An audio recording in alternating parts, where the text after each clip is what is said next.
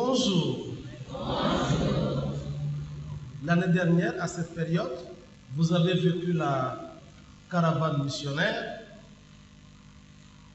Et c'est notre archevêque, Monseigneur Benjamin, qui était venu pour la clôture de la caravane, et c'était à Gazoville.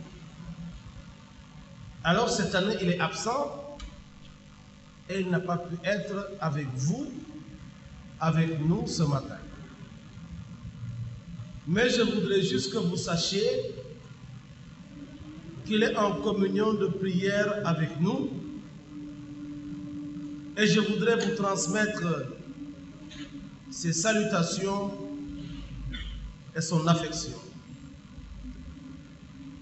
J'en profite pour dire merci au Père Raphaël et à son équipe,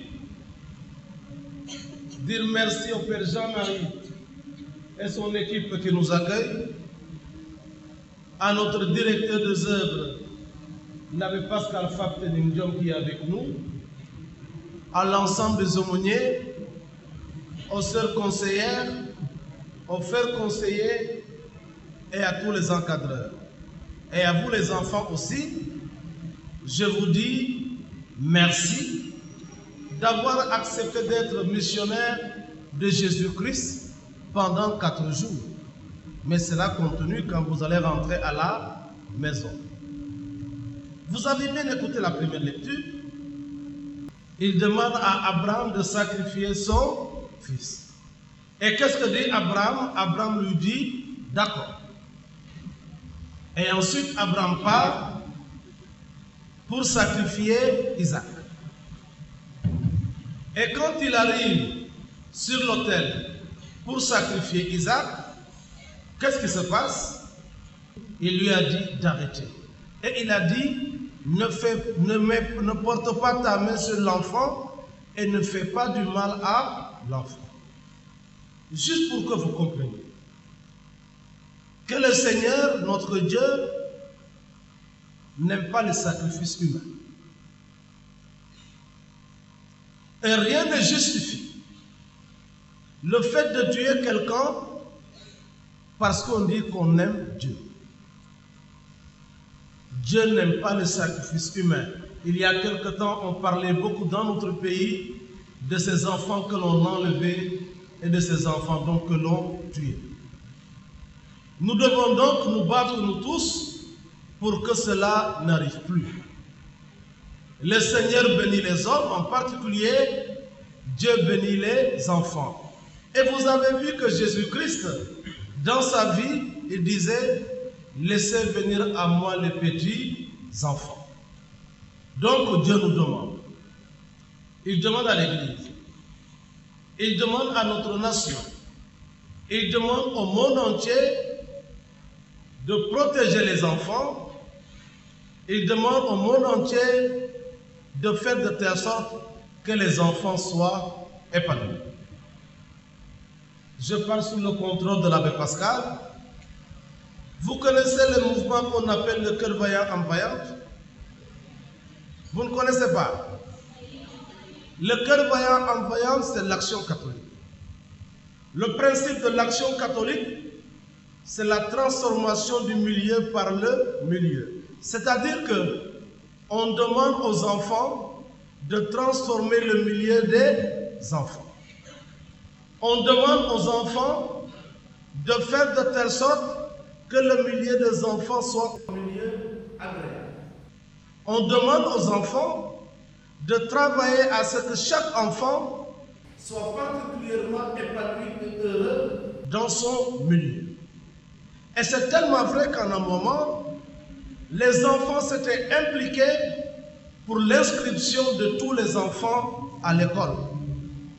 Le cœur vaillant en un moment avait comme activité faire du porte-à-porte pour demander aux parents d'inscrire leurs enfants à l'école. Alors moi je pensais que c'est une manière d'être missionnaire. Pour être missionnaire, il faut être témoin, de Jésus-Christ, et il faut être donc témoin de l'amour de Christ pour les hommes. Le pape Saint Jean-Paul II, dans une encyclique connue qu'on appelle Redemptoris Missio, dit que la mission, c'est l'affaire de toute l'Église. Il dit que chaque chrétien est appelé à être missionnaire.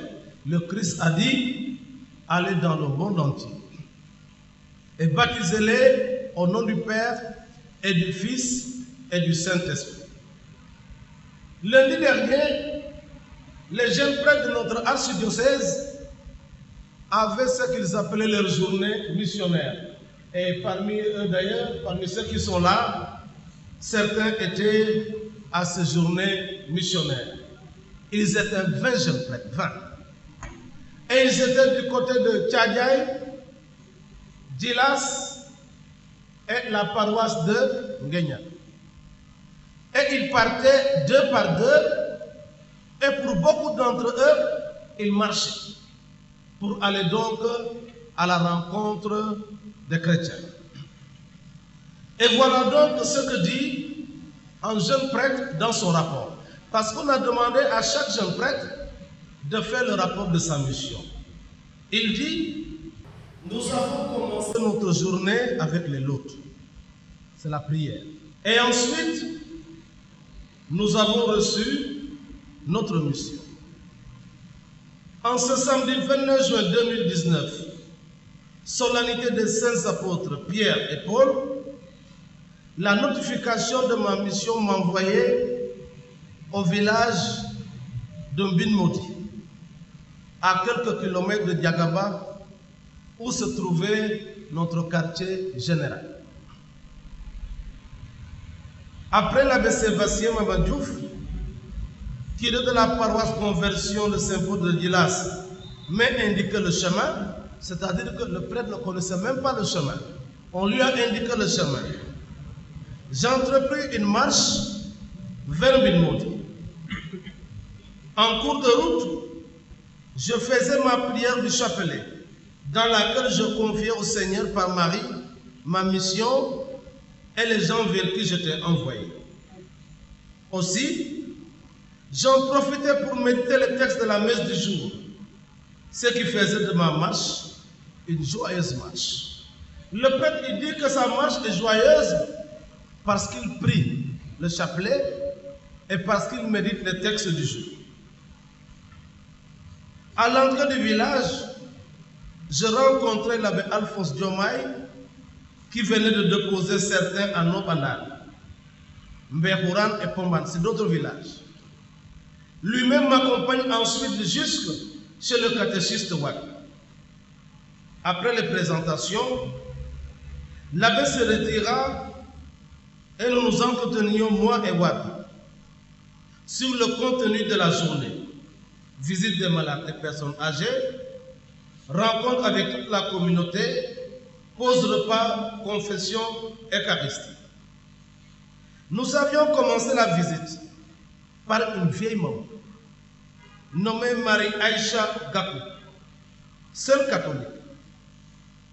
Toute joyeuse de la visite, elle se rappelle du temps où elle marchait jusqu'à Ngazoville et parfois même à Tchadiaï pour la messe. La vieille maman racontait que quand elle était jeune, elle faisait des dizaines de kilomètres pour la messe. Elle félicitait cette belle initiative qui porterait beaucoup de fruits. Cette proximité, disait-elle, est très importante puisque cela peut ramener certains qui s'égaraient. Dans cette même maison, je rencontrai un musulman qui encourageait ce genre de visite en disant que les enseignements que nous prodiguons sont très importants puisque cela réveille certains qui vivent dans la tiédeur spirituelle. C'est un musulman qui demande aux chrétiens d'être missionnaires pour que justement ceux qui sont dans la tiédeur se réveillent. En ce sens, c'est le musulman qui parle. Il disait que la foi est comme une lame. Si on la garde sous le lit, Sans entretien, la rouille la gagne. Mais si elle est nourrie des enseignements que vous donnez aux gens, elle devient une lame, toute tranchante et blanche, puisqu'elle est toujours aiguisée. Mais en fait, il faut aussi comprendre que pour être chrétien, ou pour être un meilleur chrétien, il faut être missionnaire. Puisque justement, la mission fait partie donc de notre être chrétien. Celui qui se dit chrétien sans être missionnaire, eh bien, il y a quelque chose qui manque. On a besoin de jeunes engagés et on a besoin des enfants engagés. Pour vous dire que vous n'êtes pas obligé, pour être missionnaire, d'être prêtre, moine, frère ou sœur. Mais si vous l'êtes, c'est aussi une très bonne chose. Je finis par là. Le missionnaire, c'est celui qui est envoyé. Et le missionnaire, c'est quelqu'un qui est forcément fidèle. Quand on envoie quelqu'un, on cherche quelqu'un de fidèle, on cherche quelqu'un qui sera capable de faire ce pourquoi on l'envoie. Mais pour être un bon missionnaire, il y a 3 conditions. La première condition, c'est connaître et aimer celui qui nous envoie. Pour être un bon missionnaire, il faut connaître et aimer Jésus.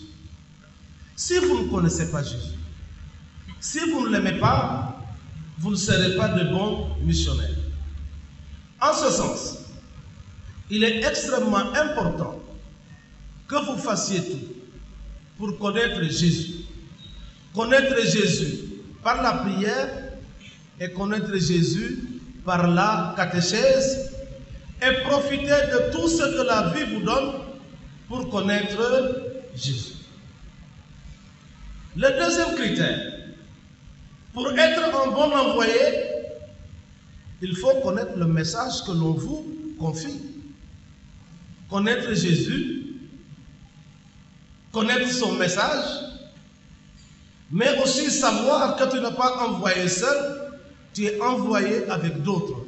Tu es envoyé en église, bien connaître l'église. Et enfin, la dernière condition, c'est connaître le monde vers lequel nous sommes envoyés. Pour être en mesure de connaître ce monde vers lequel nous sommes envoyés, pour pouvoir tenir un langage compréhensible pour ce monde et pour être donc dans les dispositions de transformer le monde. Chers enfants, je voudrais juste vous inviter, pendant ces vacances qui ont déjà commencé pour certains, que vous fassiez tout pour être fidèle à Jésus. Vous avez un temps de repos, mais votre amour pour Jésus-Christ ne se repose pas. Mettez à profit donc ce temps de vacances pour mieux connaître Jésus, pour mieux connaître son évangile et pour mieux connaître ces hommes et ces femmes vers lesquels vous êtes envoyés. Que le Seigneur vous le donne, lui qui règne pour les siècles des siècles.